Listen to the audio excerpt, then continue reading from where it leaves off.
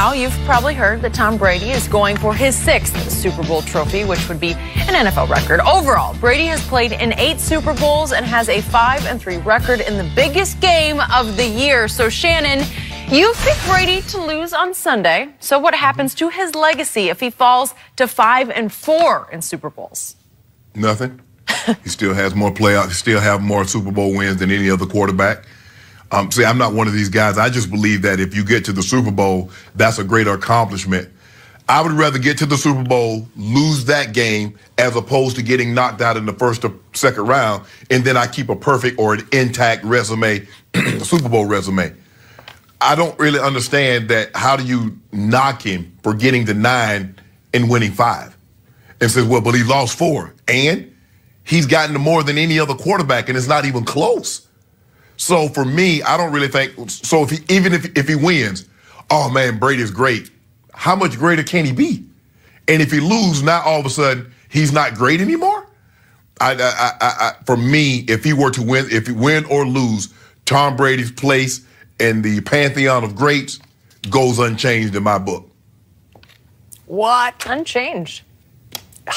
I know somebody who would find lots of ways to knock Tom Brady if, in fact, he fell to 5-4 in Super Bowls. Because to me, 5-4 sounds somehow a whole lot worse than 6-3.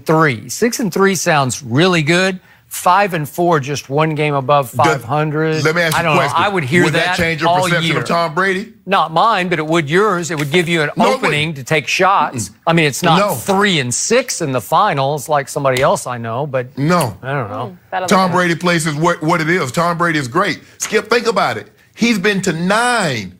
Yeah. John Elway is next in line with 5. Okay. He's 4 Super Bowl appearances clear of the second closest. Nobody knows that better than I do.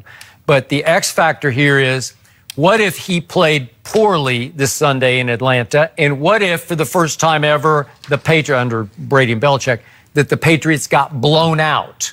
Then all of a sudden you'd say, yeah, but the 4th loss was really bad, right? Skip, he's do one bad game, isn't he? So you're giving him a bad game. That's never played bad. We're going to hear such in a playoff if game. the Patriots lose, we will hear such a different tone on Monday on this show, because we'll hear the whole flip side of everything you're saying right now. No, all I'm going to say, Skip, I told you, they lost. Oh. You told me? That'd be the first time. But Brady, Skip, 9. Let that sink in. Okay. 9 Super Bowl appearances. And he's 4 clear of everyone. Okay, I got it.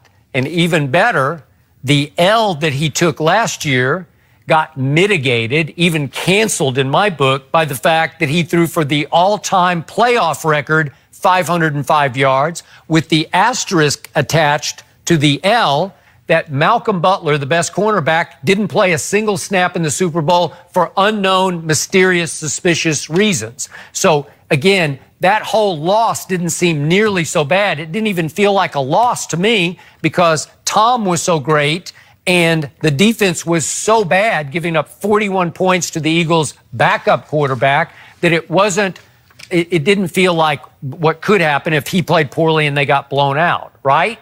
What the thing is, Skip, is look, people that would try to hold a loss against Tom Brady, those are the same people. You're never going to be able to sway those guys, because they look at it, but he lost to Eli Manning twice, and he lost to Nick Foles. Okay. So that's their argument there. Like, how would we look at Larry Bird had he not lost those NBA Finals to someone other than Magic? Okay. Or if Michael Jordan had lost to some lesser tier guy?